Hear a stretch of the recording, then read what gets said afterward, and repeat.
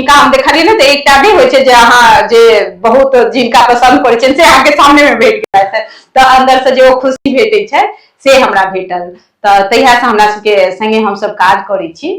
और तकर बाद बहुत दिन तक काज केलिए तो एनाहिए एकटा जे होय छै जे हां ठीक छै मतलब हम मां के कैरेक्टर करै छलिए ई हमर बेटा के कैरेक्टर करै छै तो एकटा तेहन रिलेशन छलै। लेकिन ओ संगे संगे हमरा लगे 2 साल होय वाला छै आब शायद अपना सबके काज